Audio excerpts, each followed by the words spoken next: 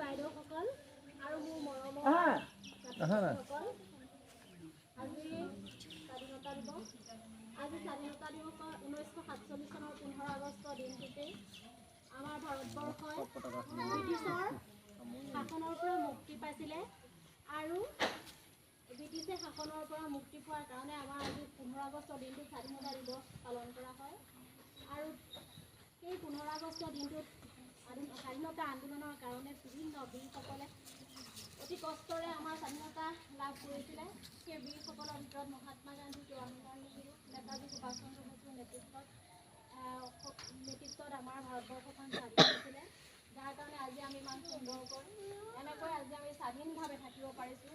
সেইটো আমাৰ সুখৰ বিষয়। আজিৰ দিনটোতেই সেই বীৰসকলৰ কাৰণে আমি চিৰকৃতজ্ঞ হৈ ৰওঁ। তেওঁলোকৰ সাহস আৰু ত্যাগৰ কাৰণে যিহেতু আমি স্বাধীন হ'লোঁ, গতিকে আজি এই দিনটোত তেওঁলোকক আমি সোঁৱৰোঁ।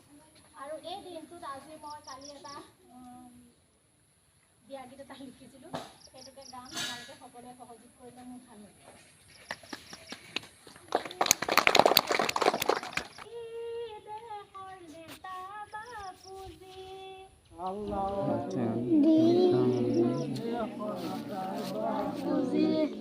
ভাৰত স্বাধীন কৰিম বুলি মাৰিছিলা তিলিকি,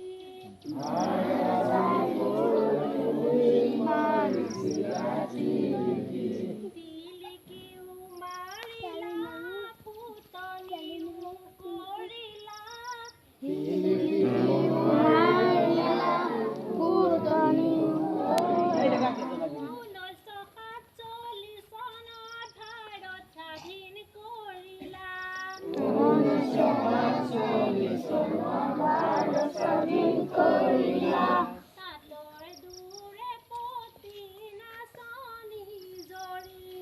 তাতৰ দূৰে পতি নাচনি জৰি, ইন্দিৰাই কান্দিছিল পাকাতে পৰি,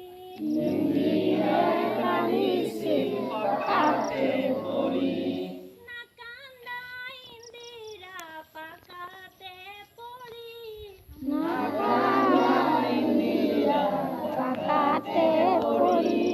জৱাহৰলাল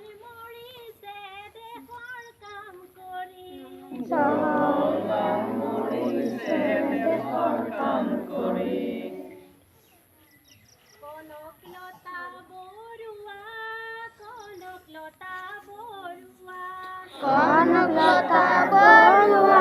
কনকলতা বৰুৱা, ভাৰতীয় আন্দোলনত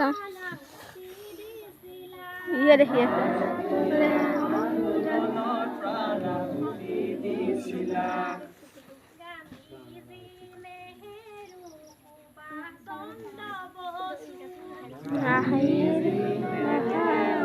সুভাষ চন্দ্ৰ বসু, তেওঁলোকৰ লগতে যোগদান কৰিছিলে,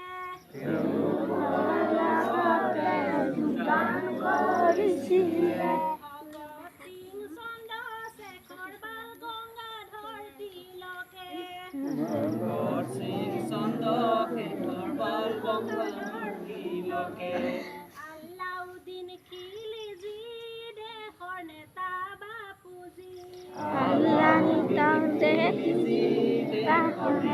বাপুজী, ভাৰত স্বাধীন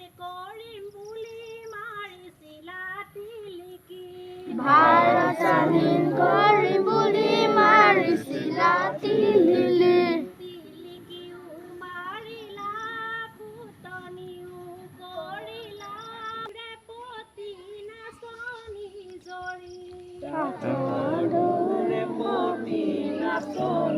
জৰি, ইন্দিৰাই কান্দিছিল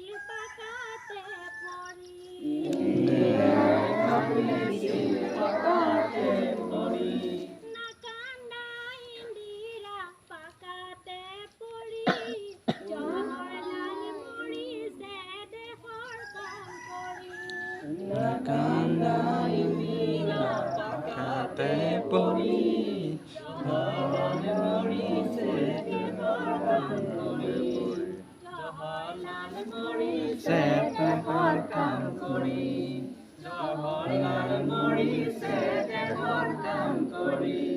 भारत माता की जय। भारत माता की जय। भारत माता की जय।